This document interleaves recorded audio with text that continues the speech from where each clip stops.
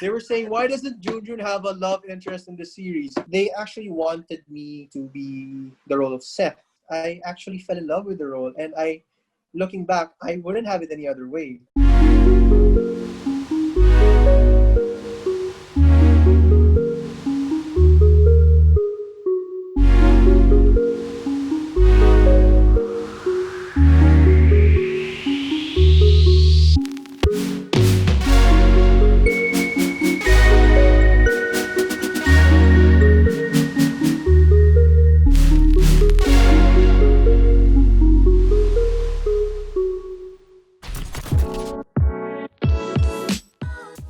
Oh, that's an interesting question. Well, who am I? Well, I'm Miguel Almendras. That's my real name. I graduated from the Ateneo, the Manila University. Started acting, I think I was 2012 or 2013, because most of my work before was focused in theater.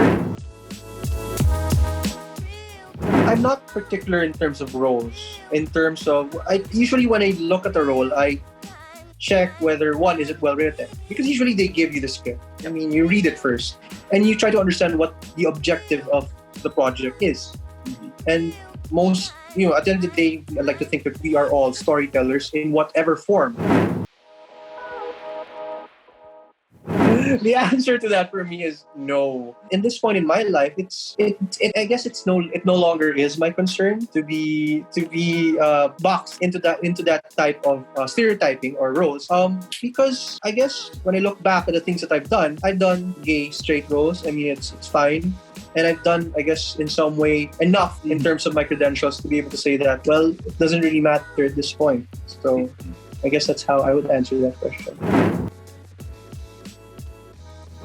I am satisfied. They wanted me to get the role of Seth. Another theater actor got the role of Junjun. That was the original plan. But then something came up and they were able to bring Patrick, that's the other guy who plays the role of Seth. Right. He came in, he looks good with Ivory, obviously. They have natural chemistry. And then from then on, I became Junjun. At first it was just, okay, at the end of the day, during that time, aside from the objective of the project, which was to convey a message of normalizing what it means to come out to your friends. I mean, that's one of them. It came or dawned upon me that at first, it was just, okay, I'm just going to be the funny guy. But then as it progressed, I actually fell in love with the role. And looking back, I wouldn't have it any other way. Coming out. I think that's one. There's a particular scene there wherein the lead, Nico, played by Jace Alcantara, he comes out and we as friends just accept it. And we don't even question it. It's a process for us. We talk about it. We ask. When it's a process wherein think of it as like a support group.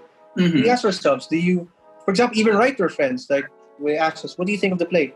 I think your writing was good. Maybe the direction was this, that, but we can't do anything about it. It's already mounted.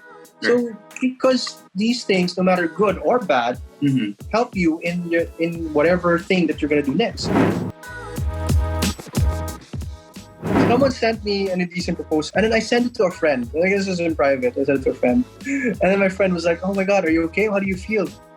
I feel so objectified. I'm so turned on. I know, of course, I'm kidding. Of course, I joked about it. And then another joke I made was that the person's objectifying me. Oh my God, I think I made it because I think it's part of it. I want to be the villain.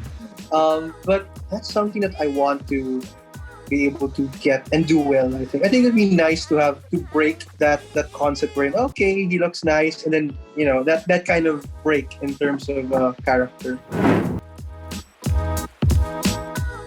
Get a massage. Because we're still at, social distancing. There are no massage parlors here. They are closed. But I just want to get a massage. Preferably, right now, given my current situation, I prefer film over theater. In TV, you make a mistake, you do it again, or in film, you do it again. I mean, you get a take two. In theater, that's it. When you made a mistake, you have to roll with your mistake. And there's this thing we call it that when you make a mistake in theater, you make sure it's a beautiful mistake. You can turn it around and make it seamless. She's looking at me. Really?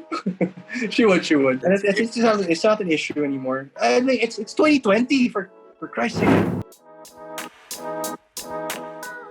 Am I a funny person? I don't know. I can't judge that. Oh, my first ever film. India.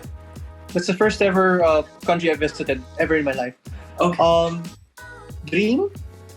Oh, God. Giving back. I don't know why. I just think about that. Paris. Beautiful.